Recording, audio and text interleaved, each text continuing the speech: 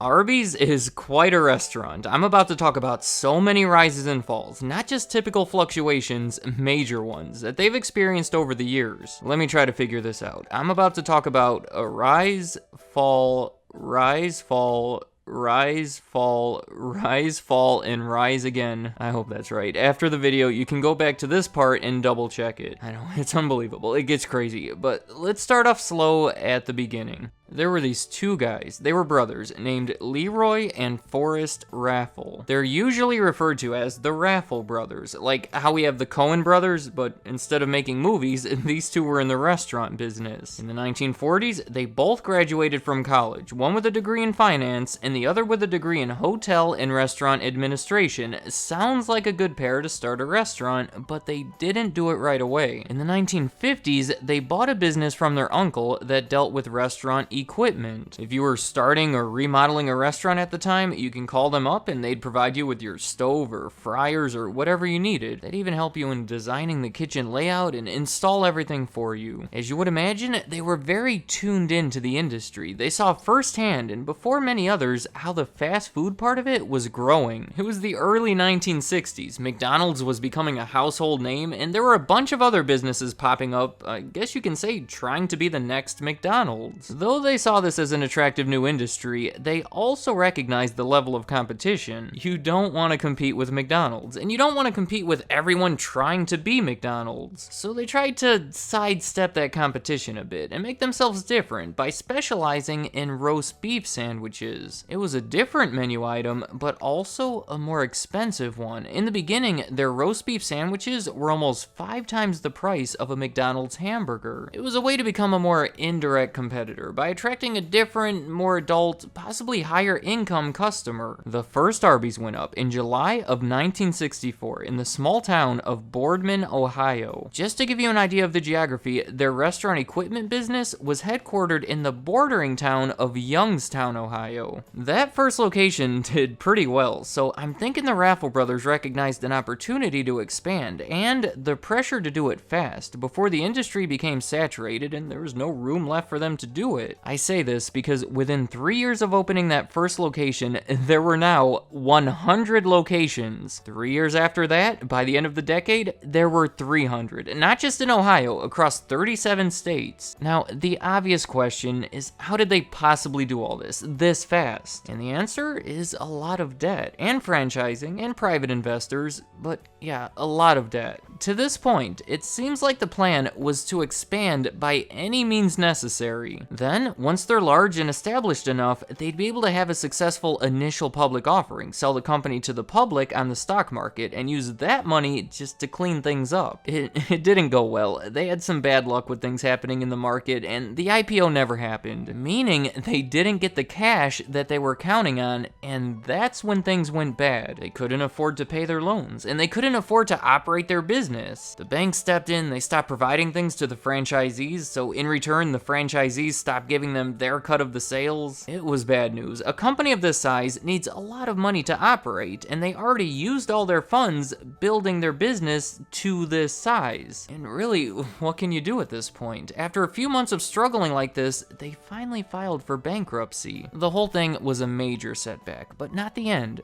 obviously. The Raffle brothers remained in control and spent the next 5 years restoring it. By 1975, they were back on track. That's the first rise and fall and rise again, with 500 locations that were overall profitable. Now, they were back on offense, and there was still pressure to expand while that opportunity was there. But they don't want to mess things up again. They didn't want to go into heavy debt, and they didn't trust the stock market would work out after their first experience, so they took a different approach. The idea was, if they were to merge with a larger company, they could use their resources to help build Arby's. In 1976, the Raffle brothers sold their entire business business to RC Cola for $18 million, and they remained in charge. Really a fantastic deal for them. They now had the funding they needed, still controlled the company, and not to mention $18 million in their pocket. That's how Arby's existed for the next 3 years, and things were good. By 1979, they were up to 800 locations that were still said to be overall profitable. 1979 marks the end of the Raffle brothers' involvement. They decided to step away, retire, and let RC Cola take full control of their creation. As soon as they left, RC Cola messed everything up. Do you remember how genius it was to separate themselves from McDonald's and everyone else by selling roast beef instead of hamburgers? Well,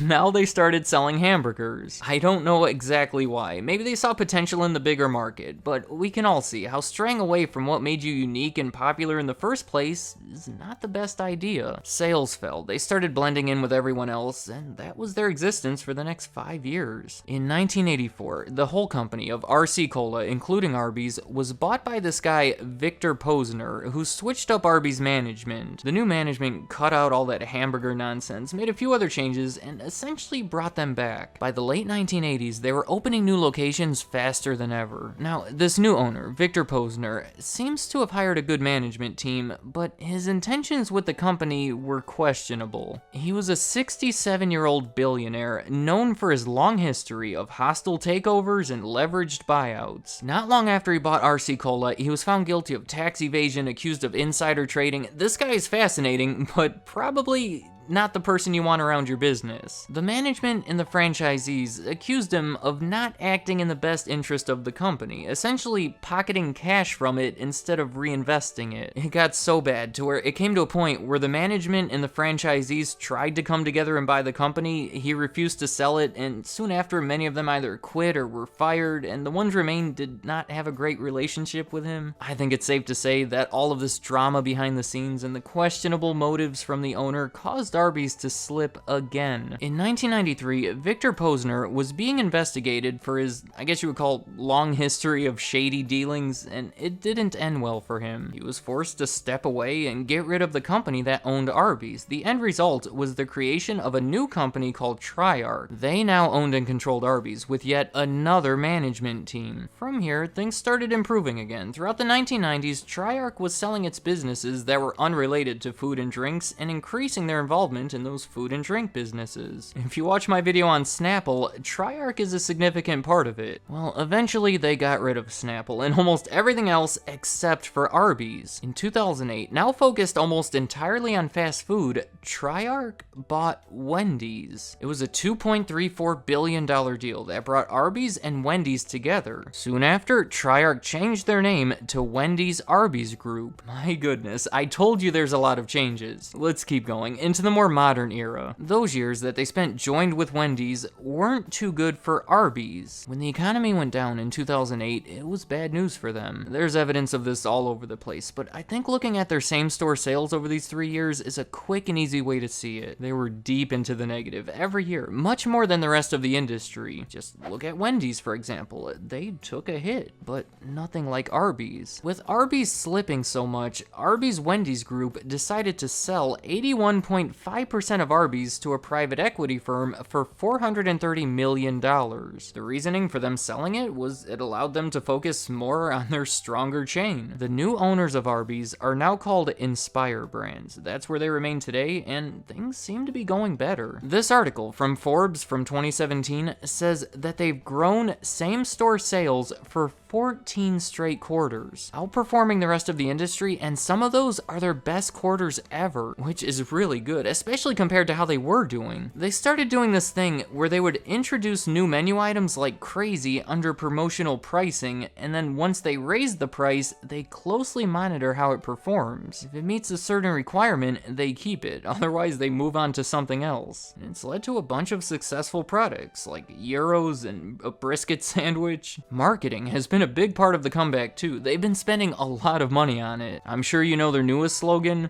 Arby's, we have have the meat. That's been a big campaign. Jon Stewart, back when he was hosting The Daily Show, would make fun of Arby's. Then Arby's would come back and respond in their own humorous ways, embracing the joke, and it just became a whole funny thing on the show. Pharrell's hat. Remember in 2014, he wore this crazy looking thing to the Grammys? Arby's tweeted about it, saying they wanted their hat back. That got a lot of attention. Then a few months later, they bought it from him on eBay for $44,000. It's just all stuff to get people to talk about Arby's. It's also worth mentioning that in 2017, they bought Buffalo Wild Wings, and in 2018, they bought Sonic, so those are currently all together. That was a lot. I think we need a summary. In 1964, the Raffle brothers established the first Arby's. By 1970, they built it up to 300 locations across the country, but built it on a shaky foundation. So shaky, they filed for bankruptcy that same year. By 1976, they were back with over 500 profitable locations, but in need of more funding, so they decided to sell it to RC Cola. In 1979, the Raffle brothers ended their involvement, and RC took over and messed things up. In 1984, this very shady character, Victor Posner, took control, but hired some good management that turned things back around. By 1993, Victor was fighting with everyone, and in some major legal troubles that led to the sale of the company. It was reformed as Triarc, and Arby's was now under new management. In 2008, they came together with Wendy's and started struggling partially due to bad economic conditions. In 2011, they mostly split from Wendy's and started bringing the brand back with the help of Jon Stewart, Pharrell Williams, and Ving Rhames. That's this guy who says, "We have the meat." Alright, hold on. Before I end the video, can I take you on a little detour here? A little journey that I took concerning the name? For me, this journey took years, and I imagine we're all at different stages in it, so what I want to do here is start from the beginning and pull us all through to the end. This is just crazy. The name Arby's, A-R-B-Y-S,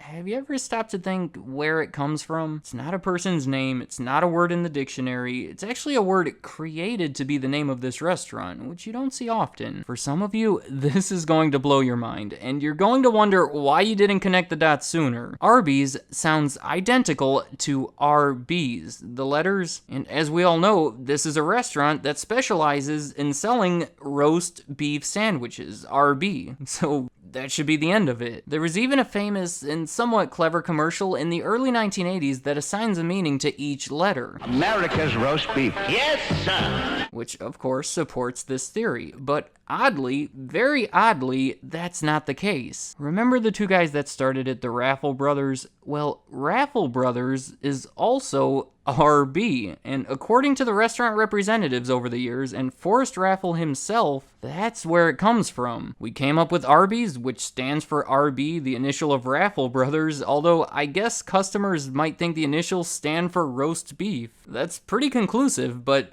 what is this? I feel like they're messing with us. It's hard to believe that they just stumbled upon this crazy coincidence, RB standing for multiple significant things. I don't know. Let me know in the comments, what do you make of it? Is it really just a coincidence? Because I have a hard time believing that. But also, what do you think about Arby's in general? I'm curious, has your experience with the restaurant correlated with these rises and falls? For example, maybe you disliked them 10 years ago, but have since come around? I understand, there's so much here, so I hope I did a good job in profiling all these ups and downs. Also, can you believe that I just spent all this time talking about Arby's without mentioning the curly fries? That's my favorite thing from there. Well, I guess I'll save that for another time. So until then, any thoughts on Arby's or the curly fries, leave them in the comments. I'd like to hear what you have to say. Thank you for watching.